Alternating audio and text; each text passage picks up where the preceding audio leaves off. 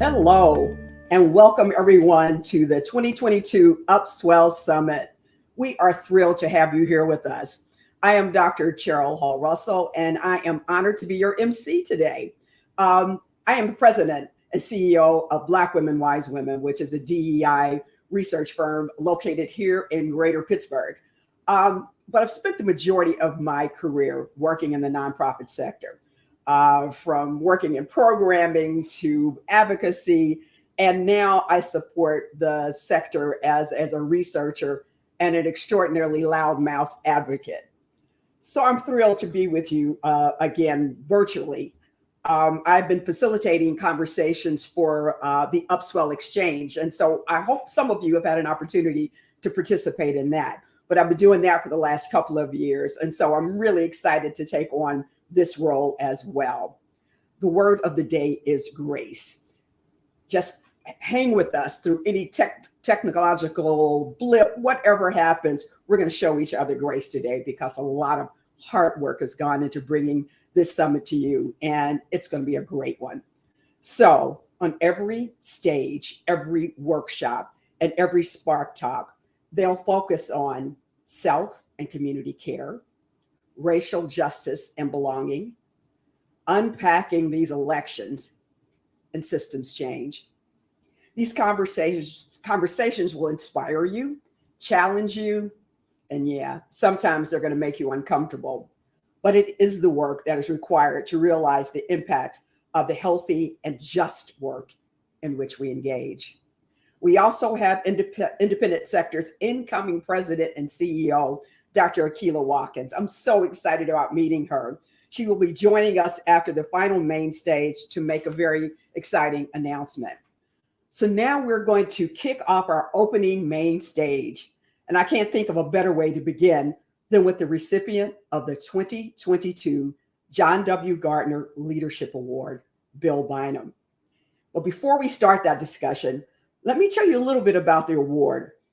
Its namesake, John W. Gardner, was many things: an American statesman, a Secretary of Health, Education, and Welfare under President Lyndon Johnson, the founder of Common Cause and founding chair of Independent Sector, and a strong advocate of civic participation. Independent Sector has presented the award every year since 1985 to an individual or individuals whose leadership in or with our nonprofit community has helped transform and mobilize people, institutions, or causes that improve the quality of life on our planet. In case you aren't aware of his accomplishments, let me tell you about this year's winner. Bill Bynum is the president and the CEO of the Hope family of organizations, which include Hope Enterprise Corporation, Hope Credit Union, and Hope Policy Institute. These organizations provide financial services, leverage private and public resources, engage in advocacy, and act as a catalyst to fulfill its mission of strengthening communities, building assets, and improving lives through the Deep South. Since 1994, Hope has generated more than $3.6 billion in financing that has benefited more than 2 million people throughout Alabama, Arkansas, Louisiana, Mississippi, and Tennessee, while shaping policies and practices that have improved conditions in opportunity-starved communities nationwide. He is a nationally recognized leader in closing the racial wealth gap and driving monetary resources into communities most acutely suffering from the systemic effects of American slavery. In this conversation, we will hear more about Bill's work alongside Margaret Anadu, senior partner of the Vistria Group, and Lisa Mensah, president and CEO of the Oregon Community Foundation. Lisa, I turn this wonderful panel over to you. Thank you, Cheryl, so much. What a joy to be here today, and what a good way to celebrate the career and accomplishments of my friend and partner, Bill Bynum. This is a wonderful choice. And Bill, I just have to begin by congratulating you for this award. I know you never accept any personal praise, but I think John Gardner, who did so much to improve the quality of life for all Americans would agree you're the right person to be honored by this award. And when I heard Cheryl describe this as improving quality of life, I just couldn't imagine somebody who's done more for that than you, Bill. So it is a pleasure to be here. Um, Bill, you and I have been in this world of financing and community development finance. And good on the independent sector for opening up the main stage with this theme of finance. And I don't want everybody to run away. We're not going to bore you because we're going to be true to the title of this session, which is really about investing in justice for the Deep South in your case, Bill. And so we're going to make the link between investments and money and justice. And they've given us finally more than 5 minutes to have a really strong conversation. And Bill, I think when we were talking about how to do this, how to really talk, you invited not only me, who's been a partner of yours before I got to the Oregon Community Foundation for the last 3 decades, and you also asked, and we will be joined later by Margaret Anadu, who has also been a partner. And I will bring Margaret into the conversation in a minute. But you've had to be quiet and let us brag on you a little bit. So I'd like the attendees at this upswell to get to know you, Bill, a little. So let's start a little bit with your journey. And here you are, a few gray hairs later. And I'd love for you to tell a little bit about your personal journey and what this award means for you at this stage. Thank you, Lisa. And I've got to start by thanking independent sector for this incredibly humbling award. It's, as you said, and I fully believe it is. Well, I'm honored to represent the people that I work with and the people that we serve across the Deep South. Is their award. It's a testament to so many who have been alongside me, you, Margaret, and so many others that have put us in a position to improve conditions for people across the Deep South. And so I'd like to start there and just say how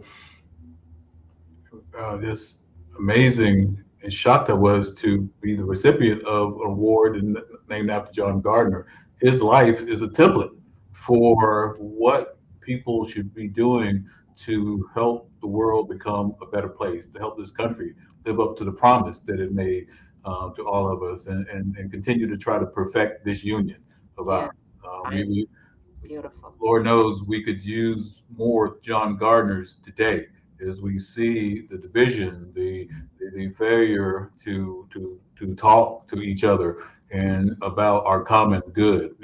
So his work in establishing common cause, his leadership in the formation of independent sector, it just is a blueprint for how you need to stand up and be counted and show up in conversations, not to your own benefit, but to the benefit of our collective good.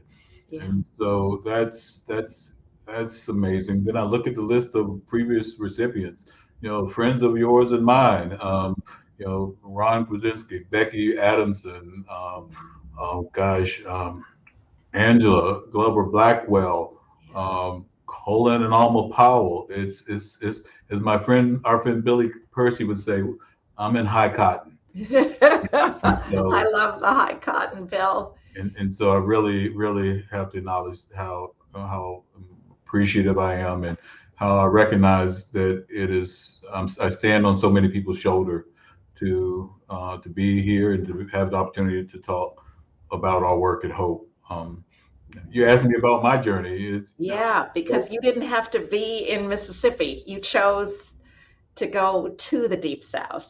And we're all products of our experiences. I was born in New York, lived in East Harlem, and my parents were, like so many Black people in the South, folks who needed to go outside, leave the South in order to have an opportunity to realize their potential and live with dignity. And so we moved to New York, and unfortunately found out that the grass is not always greener. And when they had me and my sisters, after we were born, decided it was better to raise us back in North Carolina. So we moved to North Carolina, and I was lived in a place named Bynum that was named after the people who owned my ancestors. Every Thursday night, the Klan would have a rally at a barbecue joint a few hundred yards from my home. And so I saw that, some of the resistance to just allowing people the privilege of realizing their potential and just the divisiveness. But I saw also how people coming together to support each other could lower those barriers. My grandmother would take me to a credit union that was in the basement, in the garage of the vice principal of the still segregated black school, because black folks couldn't go to the local bank and be treated with dignity. And so it was just, I didn't realize at that time what an impression it would make on me and my career. Yeah. People pulling their resources together to help their neighbors. And I that has stuck with me over the years, and has set me on the path that I continue on today. We're going to come back to that, how your early experiences of seeing a little credit union in a garage of a principal would inspire you. I think it's hard to connect for many people this theme of justice, particularly in the Deep South. I mean, you spoke of Klan rallies, you being aware of those right outside of where you grew up, or at least people who were not on your side being right in your neighborhood. But you were drawn to the system of money and banking and credit unions. Say a little bit about why this system of money drew you in. Why did you, I know you started your career at Center for Community Self-Help, one of the credit unions in North Carolina. So why that? Why that as a starting place? I was on my way to, thought I was on my way to law school. I wanted to be the next Thurgood Marshall. I'd seen in the mid 80s how so many of the decisions that I thought was settled doctrine were being challenged by the Reagan courts. And I wanted to be a civil rights attorney. I met Julius Chambers, one of the forefathers of economic justice. He carried Thurgood Marshall's baton and was the leader in the desegregation of North Carolina schools. And he invited me to get on my. It's because of him I took my first plane ride from the University of North Carolina to testify at the Department of Health, Education, and Welfare. Speaking of John Gardner. Gardner, yeah. Mary Berry was the head of the HEW at that time, and we were in the midst of a UNC HEW lawsuit. And as the chairman of the Black Student Movement on campus, we were advocating for recruitment and retention of Black faculty, staff, and students. And I was to tell about what my experience was there. And so I was heading to law school, but I took some time off. And before I knew it, I stumbled across this organization in Durham of do-gooders, Martiniques, Bonnie Wright, and folks that wanted to use their privilege to open up doors for employees who were losing their jobs in the mid 80s as a result of plant closings. And so the idea was to help them buy the companies that were still viable, but the previous owners decided they were more profitable to operate in South America or in Asia. And so we organized employee-owned businesses, And when we went to the banks to try to get financing, we were surprised to find that they didn't want to finance these blue collar workers, these women, these people of color who were not the traditional business owners. And so eventually we decided to start our own financial institution, and that's when we organized Self-Help Credit Union. Again, if it ain't broke, don't fix it. So I've seen how credit unions could help my family and neighbors in Pittsburgh and Chatham County, North Carolina. We were able to raise deposits, and before we knew it, we had more deposits than we had employee-owned businesses. So we expanded that to rural businesses, women-owned businesses, minority-owned businesses, and today self-help is arguably the most impactful, next to Hope, community development credit union in the nation. It's been great to see how that can transform lives. And and so I haven't made it back to law school. I'm fortunate to be on the board of the Legal Defense Fund that Thurgood Marshall started, because one of his things he wanted to see LDF do was to promote economic justice.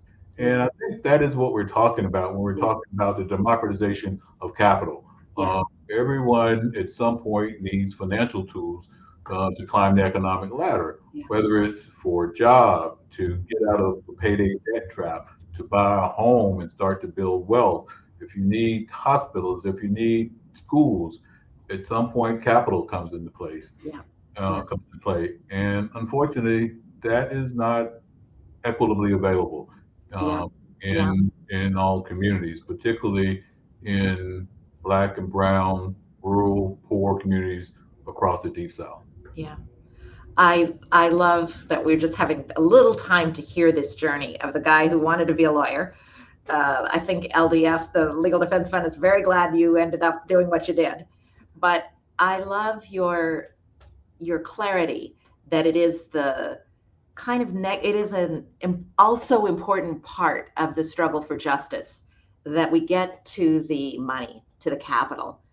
Your story of helping workers in a plant that had closed to buy the plant, and that the only way you do that is with capital, and that you had to innovate around where the capital would be by creating your own credit union.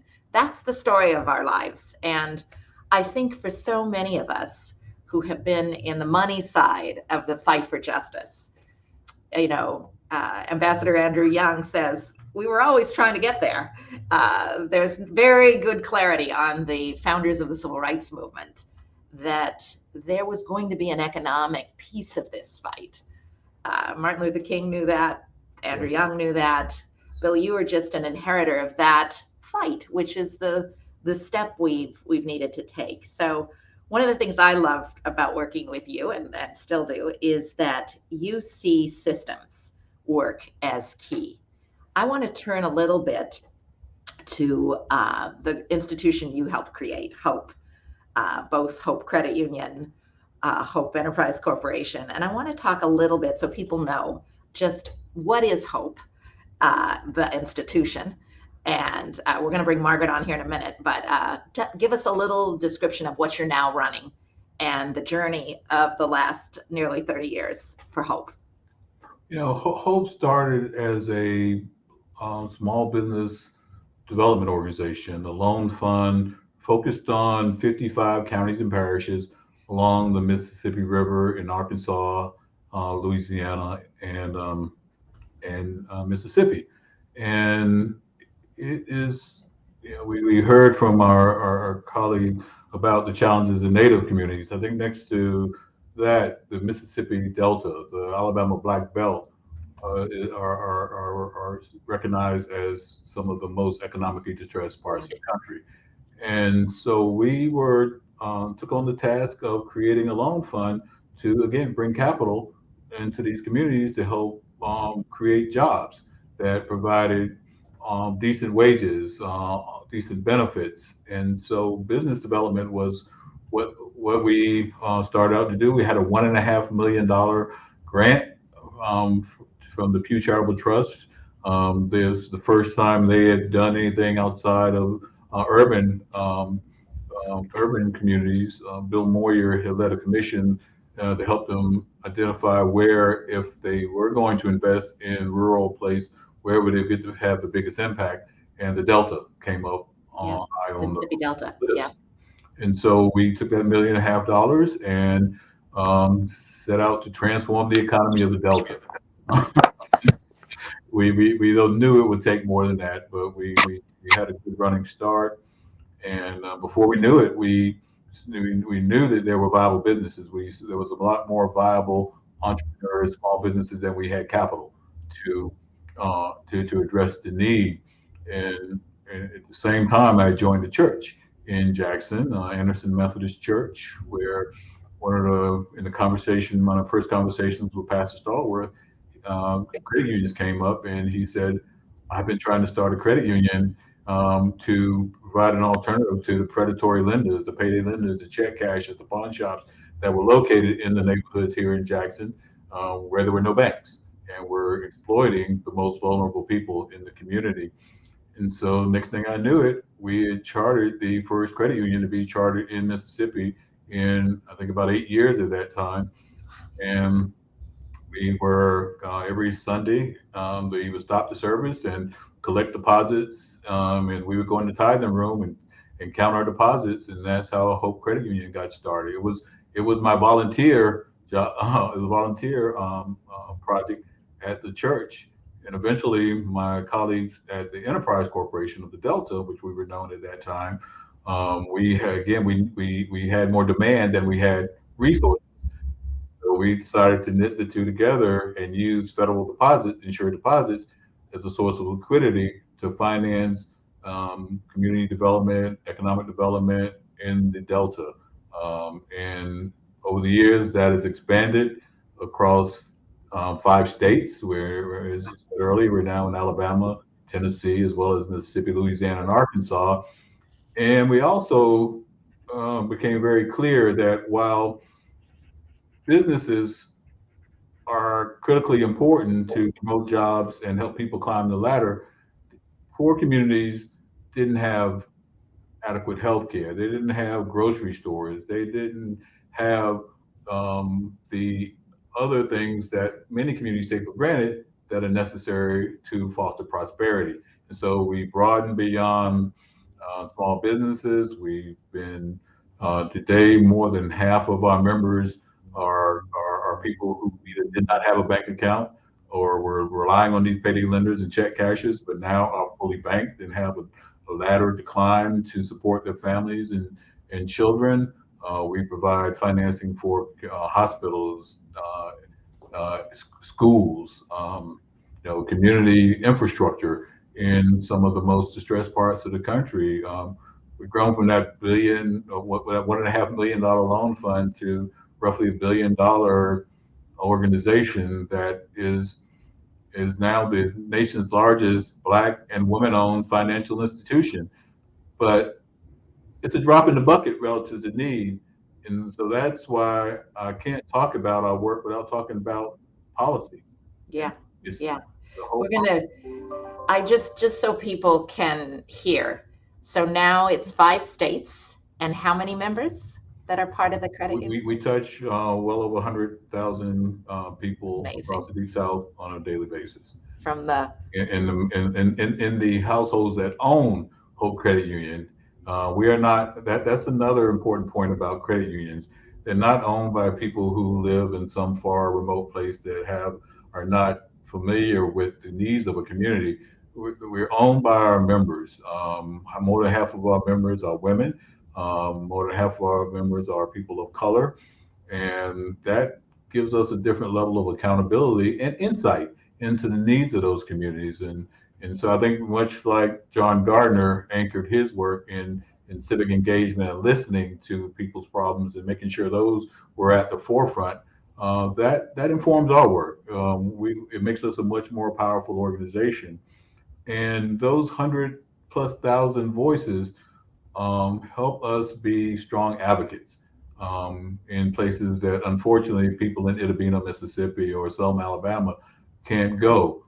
and talk to the heads of Goldman Sachs or to the President of the United States or to Secretary of Treasury and tell them how important it is to make sure that what is becoming an emerging majority of the country, when you think about the growth of Black and brown population, we're not talking about minority anymore. We're talking about the emerging majority of this United States and how important it is to make sure that they have the tools necessary to support their families and contribute to the local economy. So the advocacy, the helping them understand how to make mortgages available in places that banks don't go, or how to do small business financing in low-income communities.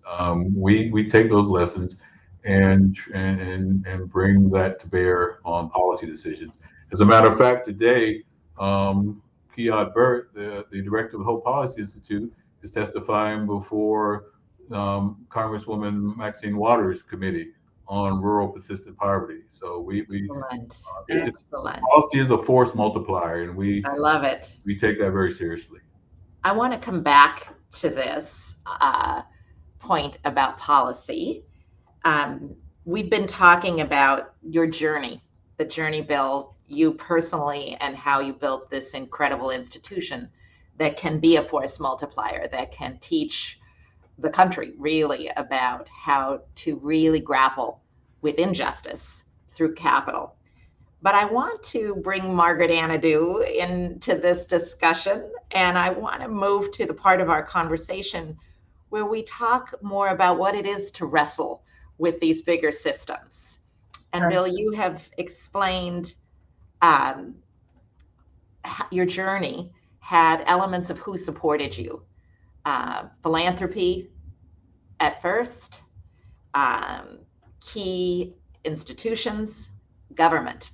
So we're going to be talking about those. And Margaret Anadou represents one of those because she has been at the top of the food chain in the financial institutions sector. And Margaret, now at Vistria, spent many years at Goldman Sachs. And Margaret, I want to bring you in. And just to catch up before we dig into the kind of investments you have been joined at the hip with Bill in making, tell us just a minute on you as a finance professional, as a woman in finance, and remind us of your journey and how you connected first with Bill. Sure, absolutely. And thanks for having me. I will not go all the way back to undergraduate where I studied computer science, which was not helping me get on to this discussion today. Huge apologies for being tardy. But as Lisa mentioned, I was at Goldman Sachs for close to 20 years and had the real privilege and honor of spending the vast majority of that time in a business called the Urban Investment Group, which I ultimately led. And the mandate of that business was to, and still is, to invest in many of the underinvested communities around the country, much like the spaces and neighborhoods and cities and states that Bill and his team have the pleasure and honor of serving on a daily basis. And so, much like the way that Bill described the needs of the communities that he serves and that Hope serves, the need is everything. It is about the local entrepreneurs and small businesses. It is a housing infrastructure that has not been supported sufficiently over decades and generations. It is the healthcare facilities, the community facilities of all types. And so the work of the Urban Investment Group was to, importantly, with partners on the ground, like Hope and the entire team and other organizations around the country, to really get capital and support, and quite frankly, the broadly, just the broader social and community infrastructure that's needed in those communities. And as you've already touched on in this conversation, capital is a huge part of that equation. And so as investors in those communities and neighborhoods, it's really important the broad set of stakeholders that you work with. And so my journey was an amazing one, and a joyous one, and it still continues at at Vistria, but my work every day was working with partners like Bill to make sure that capital flowed to those places where it hasn't, unfortunately, and still doesn't today, flow in the right amounts, with the right terms, to the right people. And so that was my journey at Goldman. And as a woman of color, it was incredible to get to do work in communities similar to the one, frankly, that I grew up in. And so it was the greatest honor, and very hard some days, and really difficult some days, but also incredibly rewarding. Thank you, Margaret. So for all of you listening, we are going to make capital fun, because it is key to the kind of justice that we want to see in this country and in our work. But I think it's time to turn to some stories, so we can see the capital at work. Bill, you started us out with the sort of foundational story of self-help, which is, let's finance the worker cooperative so we can keep the jobs. Let's start with jobs. But I'd like to have you talk. I'm now leading a wonderful philanthropy, and philanthropy also plays a role. And your partnership with Goldman Sachs, one of the most important market players in the globe, had an important philanthropic story too. And I'm wondering if you can take us to the little community of Eastmore and tell us a story about working in Eastmore in Mississippi, and tell us the story of capital transformation. And let's demystify some of the numbers and terms and talk human beings meeting money. Can I turn that to you, Bill? Certainly. I think about, again, you asked Margaret about our connection and our relationship. And we had the good fortune of starting to work with Goldman Sachs initially after Hurricane Katrina. And there's a connection here between Hurricane Katrina, between the Eastmore story, and the work that we've done together, Margaret and I, and you did together over the past few years in response to a global health, social justice, and economic crisis. And climate, really, because and resiliency. Yeah. Exactly, and fortunately, the communities that I serve here in the Mid-South are disproportionately vulnerable to crises. People in the Delta, in the lower Ninth Ward, in Selma live in a constant state of crisis. And so we worked with Goldman after Hurricane Katrina to be the third location in the nation to partner with Goldman on their 10,000 Small Businesses initiative, where we help thousands of businesses that were not being as prioritized by traditional financial institutions and by the government response, get the resources they needed to get back on their feet and employ people in their communities. And so we had that relationship, and we were just catching our breath in 2007, 2008, when the financial crisis hit, and the bottom fell out of the economy, housing crisis, and banks were closing in record numbers in communities across the country. 96+% of all the banks that closed were in low-income census tracts, and disproportionately, those are places where you have a high percentage of people of color. We, instead of running away from the fire, we run to the fire and try to put it out. And the fire was burning in communities in the Mississippi Delta. One of the largest banks in the region came to us with an offer to donate to us 23 branches that were no longer in their business, no longer fit their business model. Well, we couldn't take all 23, but we took 4 in the heart of the Mississippi Delta, including one in Morehead, Mississippi. I encourage everybody to visit Morehead and visit, as I did on my first day there, Mayor George Holland. Mayor Holland came back from a strong promising career in Detroit to his hometown to be the mayor.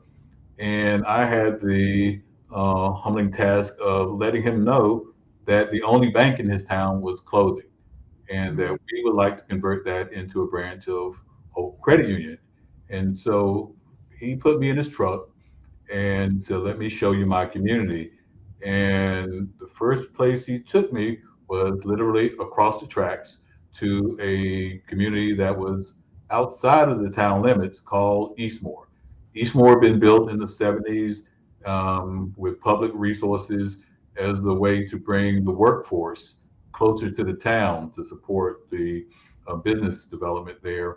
But it was intentionally built outside of city limits to limit the ability of those people who were disproportionate people of color to vote in the municipal election. Again, sounds like a similar theme to some of the dynamics we're seeing today. Um, and even worse, Eastmore had been built with shoddy construction. There was standing sewage in the streets. There had been electrical fires that had caused the death of some residents. Holes in the roof. And he said that if you can do anything to help this community, it would really make an incredible impact My goodness. in his in Moorhead, even though Eastmore was outside of Moorhead. Right. So these are right together, you know, Yeah, they're right close. across the track. Yes, and so you know, it's in our vested interest, like it's in all of our vested interest, to have a economy that works. And if you're a financial institution and you don't have a viable economy, then you don't have a business. And so we said, "Well, let's see what we can do." And one of the first calls I made was to Goldman Sachs, who made who did not have a history of working in rural areas, quite honestly, but because of the relationship, they stepped up and provided financing through their philanthropic arm to Hope that we used to start rebuilding those communities. And so we again asked the community, what would it take for what were their desires, what would be most beneficial to help them uplift their community. And it was really fascinating when talking to some of the residents. I remember sitting in one of the homes of one of the first homeowners in Eastmore, and you could see through the cracks in the roof. You could see the sky. And instead of talking about fixing her roof, she said, "We really need a playground for the children. We need Oh, sidewalks fixed so that the elderly could get out and enjoy the air without risk to their health and Yeah. safety." And so we were able to raise philanthropic dollars to actually build that playground. And with the resources provided by Goldman, we set out to again the residents determine what designs they wanted.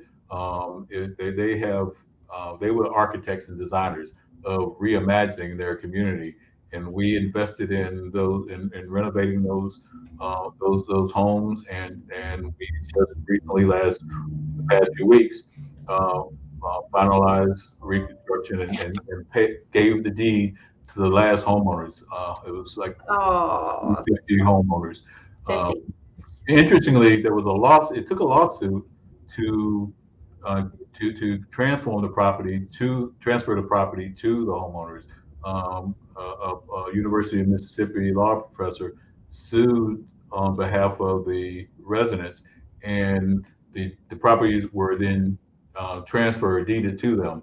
But now they own properties where you have standing sewage and holes in the roof. So they were poor. They didn't have means to rehab them. And so Goldman's investment was critically important in giving us resources that were needed to renovate those towns. And so Eastmore is now an example of what is possible when you bet on people, when you make, you know, it wasn't a huge investment, but it was a strategic, smart investment anchored in what people wanted for themselves and their children. Yeah. yeah. Bill, I just have to call out your continual embrace of what people want for themselves and their children, and letting people architect their future. It's a powerful part of a good financial strategy here. Margaret, you've seen this area. Can I just pick up yeah, a thread there? I know the Eastmore story. We were there, we were involved, but literally every single time I hear about it, I'm touched again, because and Bill and Lisa, and as we both know, is one of the more humble heroes in our space. But that ability to be a steward for others, for other individuals, for other communities, when it is so hard. Putting that together was hard. Having the courage to take it on was hard. The litigation, it was a very, and Bill said something which, I don't know if folks picked up on or not. It wasn't a significant amount of money. And sometimes getting the amount of will and courage and rolling up the sleeves to do something that's not even a big amount of capital is sometimes even harder to sort of get the attention and the effort. And so this is why we laud Bill today. It was just an incredible effort, and like the outcomes for those families, you can't count it. There are no metrics that are appropriate. It's literally life-changing, generationally changing. So anyway. No, that's we connected the dots. Said. Go ahead, Bill. It took a comprehensive effort. I think, Lisa, you may have then been the Undersecretary for Rural Development at the Department of Agriculture during the Obama administration, and resources provided by USDA enabled us to fund some of the planning. Again, we did strategic planning, but not just with elected officials. We asked the residents to tell us what they needed to improve conditions in their communities. And so those plans, done in Eastmore, done in Drew, done in Shaw, done in Itabena, done in towns that don't even show up on many people's radar, empower those residents, and then we help them find resources from Goldman, from public resources, from others to start to really help them start to just not just find dignity, but to show their children what is possible. And one of my favorite pictures is a picture of Miss Emma Bush, one of the Eastmore residents, sitting on her porch, and next to her is her granddaughter, who's holding her Miss Bush's great granddaughter, and Mrs. Bush is looking at her great granddaughter, and just you can see in her eyes, imagining a future for that child that is much better than what she experienced, and so it's about the people, and uplifting people in communities, but it's also about relationships and partners. And so your support, Margaret's support, people who care and use their positions to make the country better is just invaluable. Yeah. Thank you, Bill. And thank you for the way you touch on who's impacted, but also the many sectors, including government services like the Department of Agriculture, which I did have the privilege of running a major portion of the Department of Agriculture.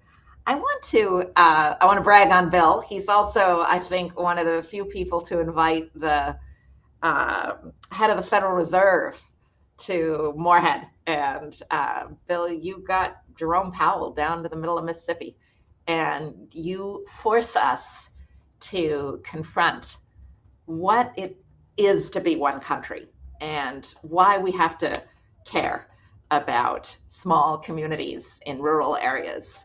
Margaret ran the Urban Investment Group, and she cared about a small rural community. And I think this is part of the justice call that philanthropy and nonprofits and market drivers and government all need.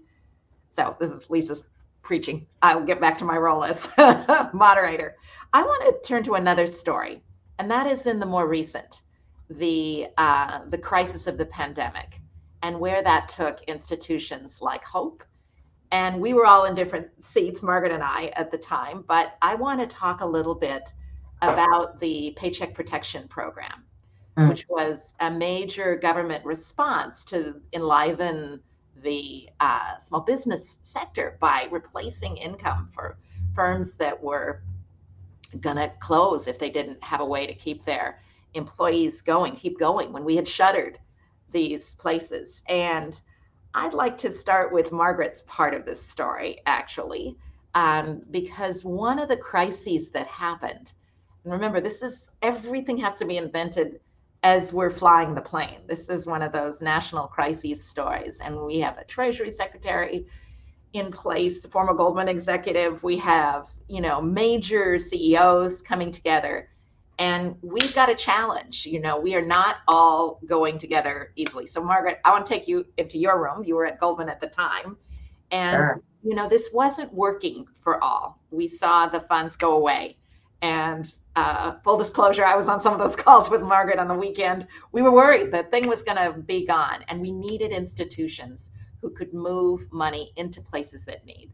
So tell them what it was like from yours and how you and Bill worked through PPP a little. Yeah. And maybe I'll end with another very kind of specific story, but there's so many layers to this. Obviously, we could talk about this one moment in this one program for hours because there's so many layers to it. And I think it touches on some of the threads that we've talked about, sort of all the tools that are needed, the policy, et cetera. But just to put some numbers around it, right? This was the government, and I think quite well intended, trying to get hundreds of billions of dollars to folks who needed it very quickly. Yeah. And if you think about the communities and the businesses that Bill and you, Lisa, as well, have spent your careers and significant time serving, they needed the capital, they needed it quickly. That saying when, America catches a cold, our communities get the flu. These were businesses and entities that, given decades of underinvestment, lack of connection to kind of the broader mainstream financial system, we're in a really tough position to access that capital. And so folks like Bill, Lisa, we were all trying to figure out, how do we get the capital to the folks that we know, like Bill, like Hope, like all of the other CDFIs that Lisa, you served in your role at the time as head of OFN, to get it, importantly, to the communities we were serving. And so we stepped up and made sure, and this was a very big position of privilege Goldman was in at the time, because Bill mentioned earlier, we had this 10,000 small businesses program. So we sat in a position where we had been deeply educated over, 11, 12 years at this point, like organizations like Bill and their, like Hope and their entire team, about who gets capital to businesses, how to do it, how to do the technical assistance. And so we got to sort of really, call on those relationships and get a lot of capital to, organizations like Hope to really get the capital to the businesses. And if you think about a moment where you have businesses who've been incredibly successful in spite of lacks of capital over time, and all of a sudden you have this program, is it a loan? Is it a grant? Who do I get it from? I went to, big bank's door. They turned me away because I'm not already a customer. And I'm sitting here having, maybe led a business for 20 years without a loan, having literally, pulled your business up from the bootstraps, bootstrapped it, not taking capital. And then ironically, in this moment when the capital is so necessary, wait a second, I can't get a loan because I've never used one before. It was completely upside down. And so from a policy perspective, it was a privilege to work with Bill to make sure that the folks in those, hallowed halls of the White House and all those organizations understood that it was not just about throwing out the capital and launching a program, but making sure that organizations like Hope were going to be the stewards of that capital to get it to the businesses who need it. And I will just tell one story, and I know I've been talking already for too long, but Bill was not only thinking about Hope as an entity to get capital to those important businesses, was thinking further. Who are then the trusted anchors in the community, even beyond our credit unions, the HBCUs, the faith-based institutions. And so my favorite loan, which was ultimately completely forgiven out of the hundreds of thousands of loans we did, was to a church in Birmingham. And this almost tells the technical assistance story, because these businesses, again, in some of the worst times for them, had to put together a lot of documentation, deal with a financial system that maybe they hadn't previously. And Bill's team was able to work with a 100-plus-year-old church in Birmingham who literally sent in their articles of incorporation, which was handwritten on a piece of paper. And I don't know how they found it. I don't know how they got it faxed, but it was, the Hope loan officers working closely with that entire team to pull it together. And if that's not technical assistance, that is literally doing God's work.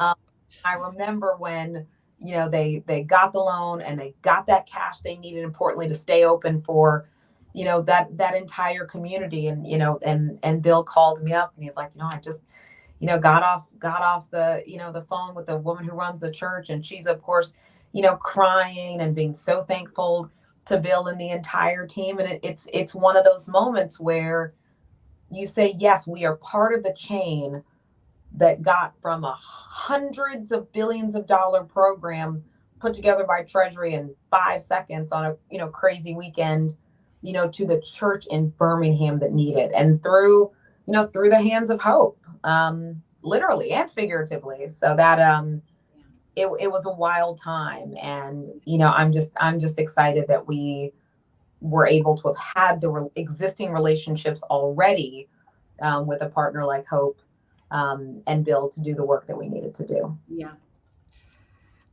Such a good Bill. We're going to talk a little more about this time in our country, but what's the Paycheck Protection Program story from your lens? Because, this was $30 billion that flowed through CDFIs, and it didn't have to be that way. Your advocacy mattered. And your advocacy, you're linking arms with the Margarets of this world, with the foundations, with other nonprofits. What's the PPP story that you want this group to remember? Lisa, it's you talk about building the plane as you're flying, and that was certainly our experience during the PPP program. Hope went from doing roughly 50 business loans a year to doing 5,200 PPP loans over the course of 18 months. Yeah. And so it was drinking from a fire hose. And whether it's the Sardis Baptist Church in Birmingham that Margaret just described, or Tougaloo College, you think about Tougaloo. Those who know Tougaloo, it was a rock during the civil rights movement, whereas freedom riders came together and had a safe place. Dr. King and others were there and strategized to move for the civil rights movement. But Tougaloo, despite having a director on their board who was a director at the largest bank in the state, could not get a PPP loan. And so we were able to make a PPP loan to Tougaloo College to help them keep their doors open and provide education. They graduate more Black doctors and lawyers and dentists than any school in the state of Mississippi. You talk about essential anchor institutions. Tougaloo was at the top of the list. And so whether it's a Tougaloo or a Sardis Church or a barber in New Orleans who had been, had a banking account at one of the largest banks in the city, but couldn't get a call back. Yeah. And when you think about the policy work that we did to not just open up the PPP program to CDFIs and to put a thumb on the scale to make sure that entrepreneurs of color are prioritized, We were also able to change the laws to make make PPP available to sole proprietors, Yeah. which were not available, were not eligible in the first round when hundreds of millions of dollars went to the big clients of big banks. Sole proprietors, of which 96% of all Black businesses are sole proprietors, weren't even eligible for the program. Completely shut out until you argued for them. Yeah. And so advocating for that, advocating for changes in the program that were, even because we were doing small loans, these small proprietors, they just need $10,000, $20,000, but it costs as much to process a $20,000 loan as a $2 million loan. And so we restructured the pricing. So those small policy wins had a huge impact in opening up capital to people who, quite honestly, but for these sole proprietors, so many low-income people who may not have a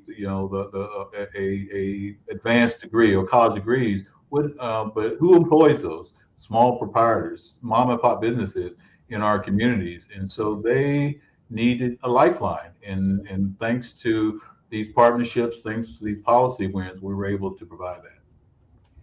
I hope everybody is getting the sense for what investing in justice looks like in the middle of a crisis. And Bill, you used the phrase, we run to the fire. That is, I think, the story of hope. And Margaret, you have done such a good job at explaining what this advocacy moment looked like in a moment of crisis. It's been said that the pandemic was the MRI on our society, that it revealed deeply this number of sole proprietorships, the businesses you described, Margaret, that had done it without debt and now needed the support of our government sector to keep going, and we were unfairly structured. I want to turn the advocacy story, though. I think in some ways it gets to be a bad word, and I want to turn it to the next thing that you did, Bill, because you were one of the chief advocates and architects of the amazing public supports that hit the CDFI sector, the Community Development Financial Institutions sector. It was $12 billion of support that was authorized. And that's a B, 12 billion. I've been in this field for decades, and that the crisis opened a moment to be seen, and for institutions like Hope to be seen as relevant for capital. This will have partnership implications. 12 billion sounds like a lot. $1.25 billion was emergency response, and that happened. The next 9 billion was something for the Emergency Capital Investment Program. And Bill, without your advocacy, I don't see how that would have been possible. And I want you to say something about this. We so rarely tell the story of a win, when something goes right. Because I think this will have lasting effects for the big partnerships with the level of capital that Margaret is familiar with, meaning, we're not going to give up on this sector. We are admitting that this sector of financial institutions like Hope need to exist in our country to do the work. So we're coming into the home stretch of this conversation, but let's talk a little bit about the advocacy win for the Emergency Capital Investment ESIP program and what that is going to mean for Hope and for the country. Part of the language that was in the initial bill that Congresswoman Waters drafted that started us down this road had language from Hope Policy Institute that showed that Black and Brown-owned financial institutions were undercapitalized 2.5 to 1 compared to our non-Black and Brown peers. And so there was language to help about leveling the playing field. Let's make sure that that we get adequate capital to those frontline institutions. Black and Brown institutions are you're going to have 60% of Black-owned financial institutions are located in Black communities, as opposed to 6% of non-Black institutions. So just by virtue of proximity, you're going to provide more capital to entrepreneurs and families of color. And so we were able to, as you said, get $12 billion authorized, and the $9 billion in emergency capital investment program funds is a hunting license. We got $93 million at Hope, and that is in a financial institution that is based in capital starved places, in places like Itta Bynum, Mississippi. If we had every deposit in Itta Bynum, that would only be $1.2 million, hardly enough to finance the homes, the businesses, the community facilities that any community needs and to prosper. And so we have to import capital into places like Itta Bynum and Selma, that in the Delta and the Black Belt, that have been denied access to capital and for generations. And so those $93 million in capital that we got from Treasury of that 9 billion will support, $10, every dollar will support, $8 to $10 in deposits. So that's $1 billion. We made $1 billion commitment to finance businesses, homeowners, community facilities across the Deep South and historically underserved communities. But we got to import those deposits. We were fortunate even before George Floyd and COVID-19 to start what we call a transformational deposit program, to import deposits and to stand in the place of savings and checking accounts that don't exist in many of the communities that we serve. And so Netflix provided the first $10 million in deposits. Then that was followed by Nike, and then by Dick's Sporting Goods. And now we have hundreds of corporations and many more hundreds of individuals who are willing to make a deposit in a financial institution that is going to level the economic justice playing field. And so we are really excited. That puts us in a position to grow and to multiply our impact. It's kind of wonky, but any bank, any depository has to have equity capital. And so the Treasury funds provide us with equity to support our ability to go out and hunt for deposits. Now we're hunting for deposits, and we encourage anyone who cares about social justice, any foundation that makes a PRI to make a deposit in Hope or community development credit union in your communities, and let us finish the job. We talk about the fight for economic justice. You cannot drive across the Deep South and not be reminded by the ghosts of people like, if you're in Memphis, where Martin Luther King died, encouraging people to invest in a financial institution that is going to support your community, your families, and your businesses. You drive down to Money, Mississippi, where Emmett Till was killed, or here in Jackson, where Medgar Evers gave his life, and his daughter couldn't get a mortgage loan until she came to Hope, despite all of that her family gave for this country. And when Merle Evers said that if Medgar were alive, he'd be doing the kind of work that we're doing today at Hope. And then you go to Selma, which is still the poorest town in the state of Alabama. We see plenty of petty lenders and check cashers, but not enough the banks that are lending to people who need it most. In Montgomery, where we have 80% of all the staff and faculty at Alabama State University who are members of Hope. And so there's great potential if we lean in and invest in these communities. And the funding that we got from Treasury unlocks great potential. And it's at a time when we couldn't need it, we need it so much. With trillions of dollars in federal money coming into communities, if we don't make sure that communities of color, rural communities, get their fair share, then the gaps are going to widen, and we're going to be in even worse shape. So we've got to lean in and make investments in green communities and making these communities more environmentally sustainable. We have a plan to make 500,000 home mortgage loans in over the next several years. But we're going to need partners and depositors to do that. So it's an exciting time, but it is a precarious time, and we need everyone to lean in and follow John Gardner's example and hold us all accountable for standing up and being counted. Hey, Margaret, I want you to react to Bill's instinct that this is an important time. It's an incredibly important. I will get to that. I just have to shower some love on Bill very quickly for that point, because keep going. What's so important about that is that he literally talked about two pieces of the puzzle that were incredibly important, right?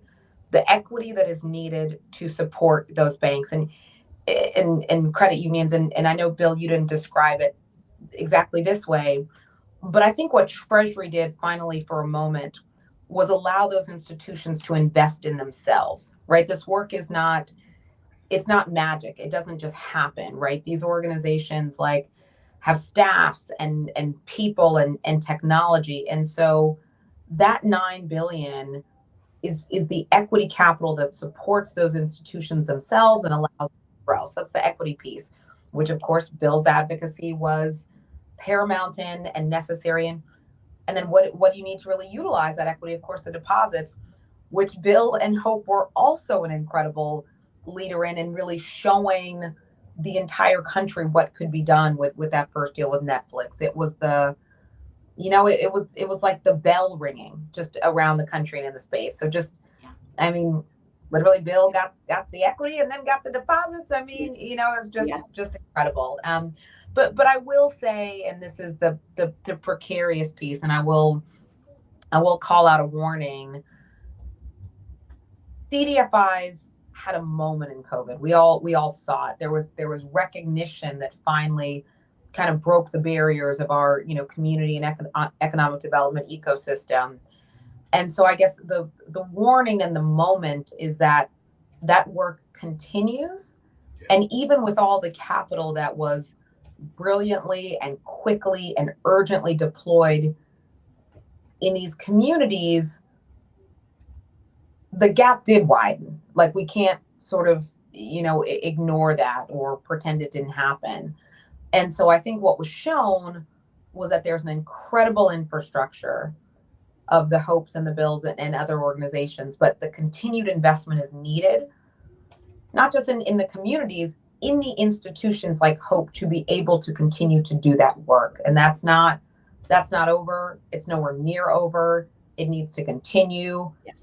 Treasury has made a big step, as Bill said, and maybe I'll say it strongly. You have to go make a deposit. We have to do it. That equity needs to be leveraged. Yeah. And this work is not over. I think CDFIs have stepped up and said, look what we did, and look what we can do in a ridiculously unprecedented and difficult time. Now we all need to do our part. I love it. Bill, I'm going to give you the final remarks. Margaret has set you up perfectly. We are not done. And so what gives you hope for the journey that is still unfinished? People like you and Margaret, people who have stepped up. Vice President Harris came to the Mississippi Delta, and it was just amazing to see blue-collar workers, children, come out on the street and be recognized as having value, and just stand up straighter. And that's what we have to do. We have to value our people, and we have to bet on them. And so I would just encourage us all to use our powers to help each other, and let's finish the job. We're in a stronger place than we've ever been.